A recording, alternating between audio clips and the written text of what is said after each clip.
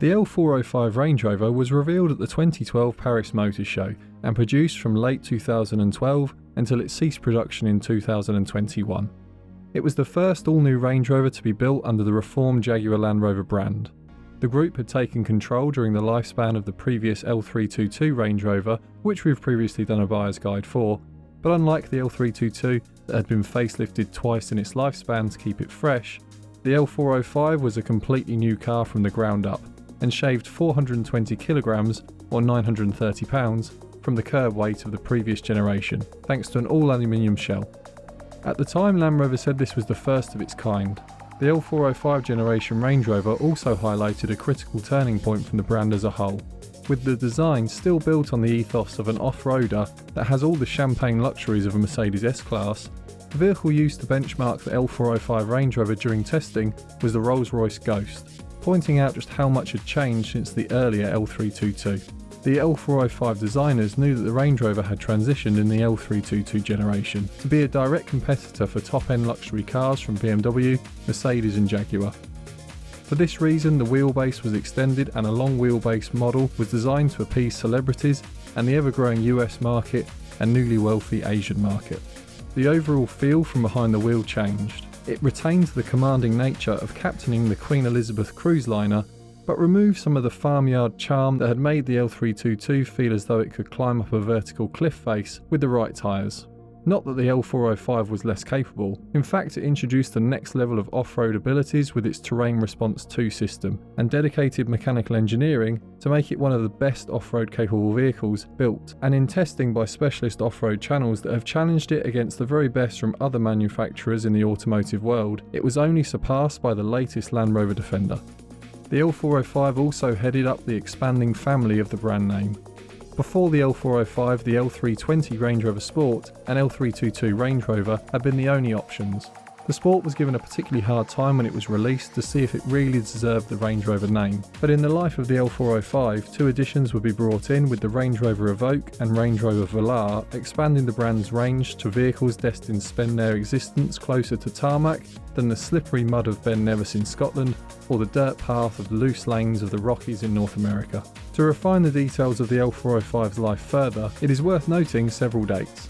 The very first L405 Range Rovers were produced in December 2012, and model year 2013 was the only one to have a naturally aspirated V8. 2014 introduced the long wheelbase model, which gains around 8 inches in the wheelbase. 2015 onwards, all Range Rovers are able to accept E85 fuel in petrol or gasoline, as some term it, motors. The 3-litre turbo diesel is introduced into the USA in 2016. In 2018, the L405 is given a facelift with sharper lines that can easily be identified by the daylight running lights, which lose the swooping effects to a circle and become a more direct line to a parallelogram shape. Before we go into our guide of the most common issues to look out for, we wanted to note that we found a variety of comments from owners online suggesting that the 2013 and 2014 models were more likely to be problematic than those built in 2015 onwards. This may be hearsay, but we thought it worth mentioning in case you are struggling to decide between an L405 around this age. If you own an earlier L405, please add a comment below on your experience. Door locking issues appear to have been one of the most common faults owners have reported on the L405, and there were recalls in both 2014 and 2016 for the issue. Look out for keyless locking mechanisms that have failed or act erratically on a potential purchase.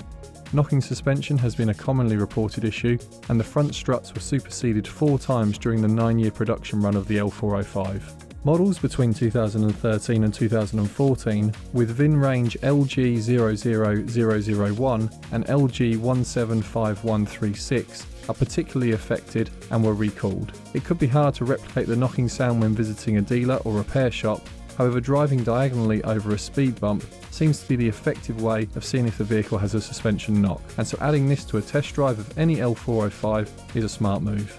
Another reported suspension issue is the automatic recirculating control valve, or ARC for short.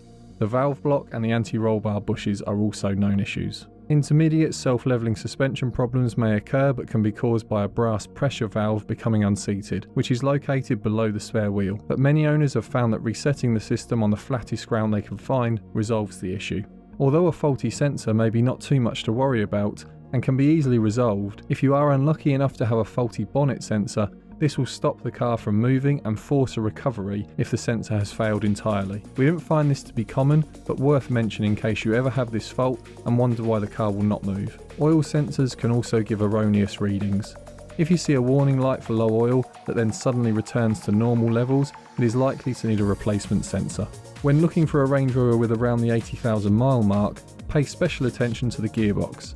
Any shuddering or hesitation should be taken as a serious concern and will likely indicate a large bill on the horizon. If an owner says it has been like this for a while and not to worry, it is probably best to walk away.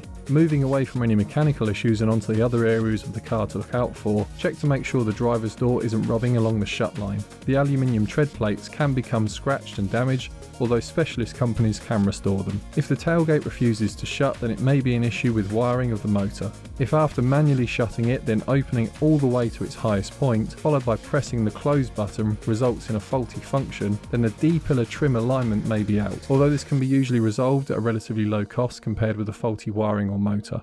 Check all HVAC controls when going to view a car. Make sure the heaters blow hot and consistently and that the air conditioning blows cold and doesn't lose power or run at inconsistent speeds. A disturbed supply of air may be a blocked cabin filter, housed behind the glove box, which is a relatively inexpensive service item, or it may have an electrical issue that will require further work. It is important to check out that the main infotainment screen doesn't flicker on and off when in use. If so, it could be caused by a failed infotainment master control unit.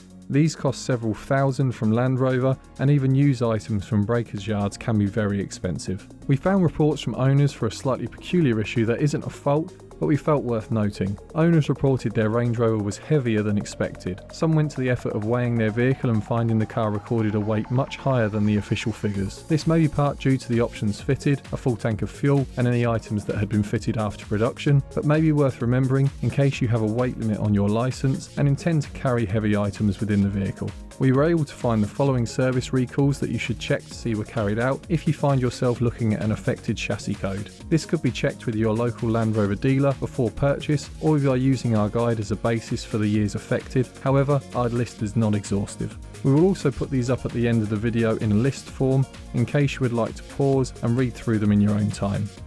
From 2012 to 2015 there was a recall for door latch failure. In 2013 both the TDV6 and SDV8 on some models were recalled for an internal short circuit fire hazard. Some 2013 and 14 models were recalled for a modification to the supplemental restraint system for the front passenger and driver. In October 2014 a recall was issued for an update to the body control module software, and from 2014 to 18 there was a recall for indicator lamp visibility. There was a short recall in February 2015 for cracked wheel nuts. In 2016 there was a recall on some models' seatbelts where the pre-tensioner failed to operate. In 2016 to 17 an airbag deployment and passenger seatbelt safety recall was announced, and 2017 models had a recall for virtual instrument displays failing to show critical driving data. Between 2013 and 2016 there was a recall for deployable tow bars on VINs 100000 and 298588, but this recall expired in August 2016, so if you're looking to buy an effective chassis, check the paperwork or at the local dealer for recall information. V6 and V8 models fitted with a supercharger were issued with a recall for a vacuum pump hose. We were unable to find a final date for this recall. The same engines on the earliest Range Rovers produced in 2012 and 2013 were also recalled for a crank position sensor. Before we move on to the engines, a reminder that if you're enjoying our content, then consider liking and subscribing.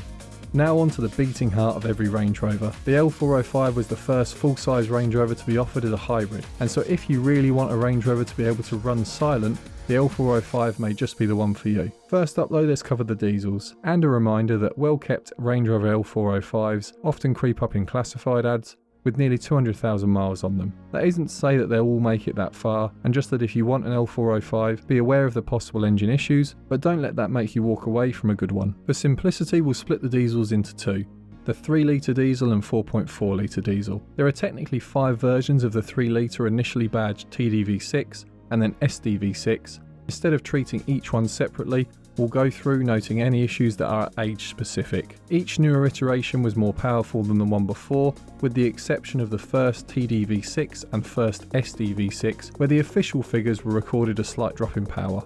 The 3-litre 6-cylinder diesel engine was available with 254 brake horsepower in the TDV6, 247 brake horsepower as an early SDV6, and after that it was offered with 271 and then 296 brake horsepower, with the most powerful version of this engine, a hybrid with 335 brake horsepower. The core issue with the 3-litre V6 was crankshaft failure, which is recorded between 2013 and 2018. This is a problem from the earliest iterations of the Lion V6, as far back as the 2.7 TD V6 in the Land Rover Discovery 3 and L322 Range Rover Sport, which we've done separate buyer's guides for previously. Late models of the Range Rover with this engine are badged D300 and D350. The stressed nature of the smaller V6 diesel in these heavier vehicles appears to be its Achilles heel, with the Jaguar S-Type, XF and XJ fitted with the same motor, recording far fewer failures.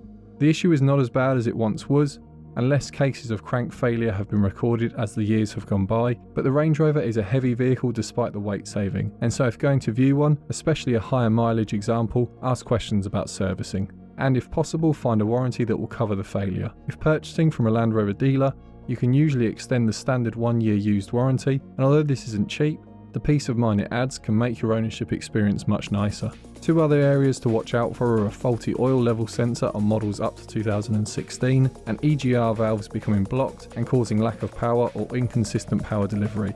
No known issues have yet occurred with the hybrid system on the 3-litre SDV6 application, however they were a relatively low seller, and so if you know of any issues, please let us know in the comments below.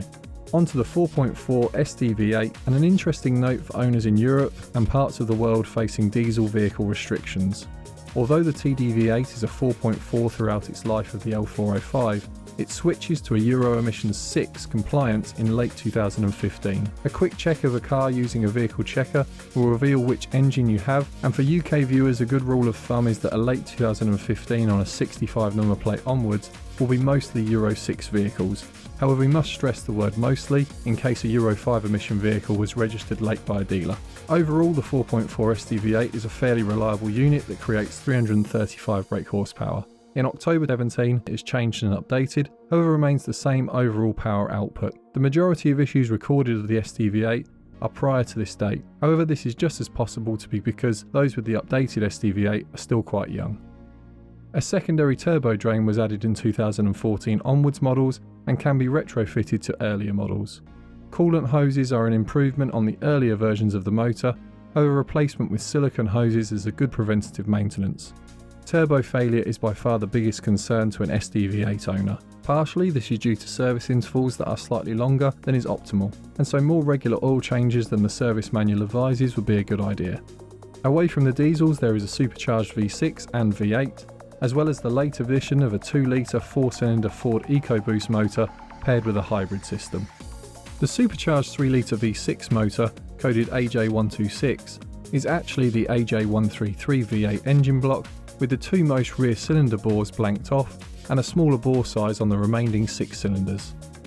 Initially the engine produced 335 brake horsepower before being uprated to 375 brake horsepower. You'll see this motor badged as a 3-litre V6 initially, and then the P400 from 2019. Mild hybrid was also added. Miles per gallon for this engine is quoted around 26 for both versions, but we note that the testing cycle changed between the late and earlier versions, so real-world MPG may differ between them.